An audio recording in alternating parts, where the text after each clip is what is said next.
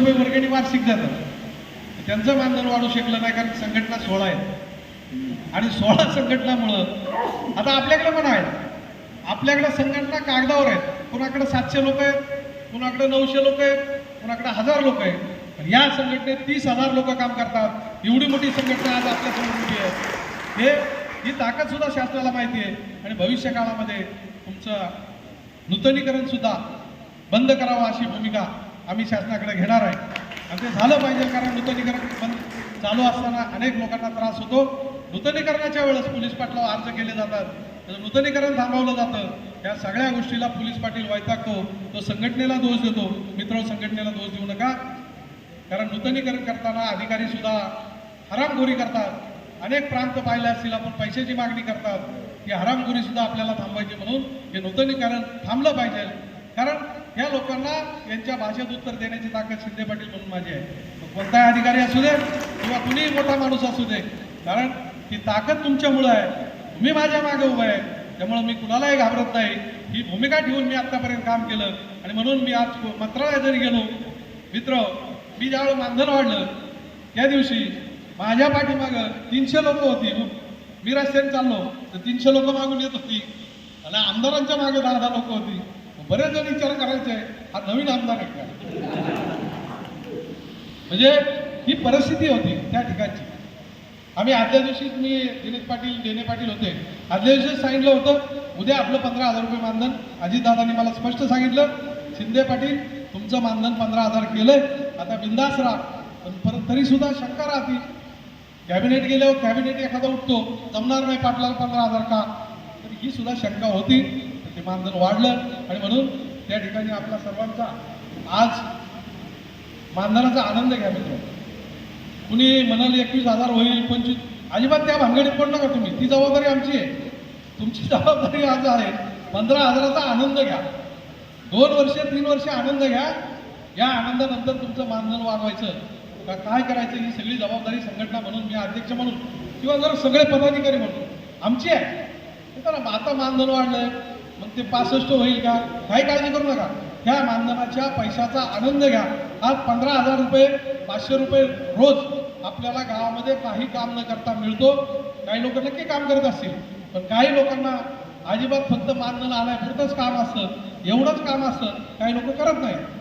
दुसरा, महिलांना एक विनंती आहे, आता तुमची एक जबाबदारी आहे. तुम्हाला 15,000 रुपये मानधन झालं, 5-6 महिन्याचं मानधन जमा करा, एक स्कूटी घ्या आणि नवऱ्याला सांगायचं आता घरी थांब. आता तुझी जबाबदारी संपली, आम्ही आमची जबाबदारी पार पाडतो, आमची स्कूटी घेतो आणि तालुक्याला जातो, मिटिंगला जातो. ही जबाबदारी का म्हणतो की तुमच्यात धाडस निर्माण झालं पाहिजे, तुम्हाला काम करताना ताकद निर्माण झाली पाहिजे. पण फक्त जर तुम्ही म्हटलात नाही आता ते आले तर मी जाईल, अजिबात असा विचार करू नका. आपल्याला शासनाने 15,000 रुपये दिलेत, तुम्हालाही दिलेत आणि ते काम करण्यासाठी दिलेत. अगदी बिंदासपर्यंत काम करा.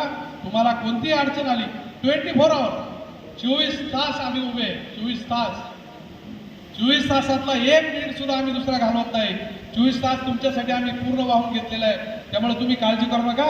तुमच्याकडे कितीही प्रसंग येऊ द्या, त्या प्रसंगाला उभं राहण्याची ताकद आणि जबाबदारी आमची आहे, हे लक्षात ठेवा. आणि म्हणून मला वाटतं पोलीस पाटलांनी संघटनेला विसरू नका. संघटना ही आपली मायबाप आहे. काही मंडळी संघटनेपेक्षा मोठी झालेली आहे, आणि ती जर मोठी होत असतील तर त्यांना त्यांचा लगलाभ. पण आमची संघटना मोठी आहे. शिंदे पाटील मोठा नाही, मांगले पाटील मोठा नाही, आमची संघटना मोठी आहे. आणि म्हणून संघटनेच्या बरोबर राहा. आणि संघटनेच्या बरोबर राहिला तर खऱ्या अर्थानं या ठिकाणी आपलं भविष्य उज्ज्वल राहील. कुणाच्या एका माणसाच्या कर्तृत्वाने काय होत नाही. ज्यावेळेला ही 10 बोटं एकत्र येतील, त्यावेळेला काहीतरी करता येईल आणि त्यावेळेस कुठंतरी आपल्याला मार्ग निघेल. पण जर मी म्हणलं मला गरज नाही कुणाची, आम्हाला सगळ्यांची गरज आहे. संघटनेमध्ये काही मंडळी विस्तव घालण्याचा प्रयत्न करतात, त्याला सुद्धा खड्यासारखा बाजूला ठेवा. हे विस्तववादी माणसाला बाजूला ठेवलं तर संघटना अतिशय पळती, चालत नाही पळती, आणि ती पळवण्याची क्षमता आपल्यामध्ये असली पाहिजे.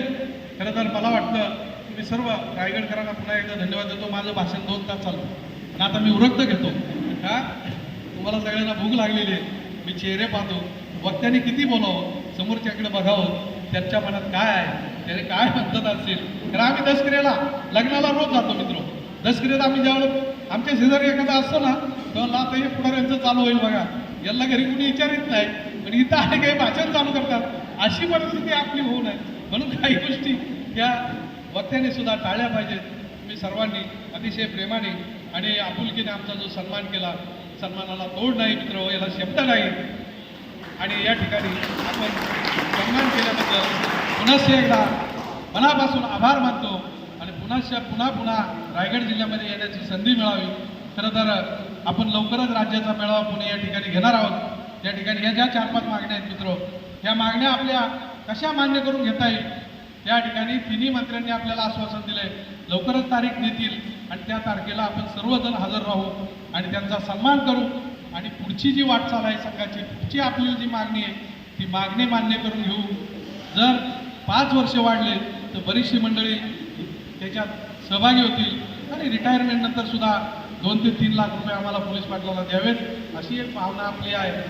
ज्याचा ॲक्सिडेंटली मृत्यू होईल त्याला 25 लाख रुपये शासनाने द्यावेत, अशा सगळ्या भूमिका आपण शासनापुढे मांडणार आहे. आणि म्हणून शासन खरं तर आपल्या कालखंडामध्ये तुम्हाला सांगतो, आपण GR 353 पोलीस पाटलाबाबत GR तयार करून घेतला. सहकारात निवडणूक लढवण्याचा GR आपण शासनाकडून करून घेतला. आपल्याला ग्रामपंचायतमध्ये कार्यालय मिळेल यासाठी आपण GR करून घेतला. आणि आता मानधनाचा GR झाला आहे, भत्त्याचा GR झाला आहे, भत्त्याचा सुद्धा GR आपण तयार करून घेतला. करोनामध्ये 50-50 लाख रुपये प्रत्येक परिवाराला आपण दिलं. त्यामध्ये मी स्वतः 50 फाईल हाताळल्या असतील. 50 फाईलमध्ये प्रत्येकाला 50-50 लाख रुपये देण्याचं काम संघाच्या माध्यमातून आपण केलं. ते खरं तर सर्वोच्च काम आहे. आवडतं घ्यावं, आवडलं. या ठिकाणी आपल्या सर्वांची माफी मागून माझं लांबलेलं वाचन संपवतो. जय हिंद, जय महाराष्ट्र. या ठिकाणी पहिला केक कापला जाईल. आमचे सहकारी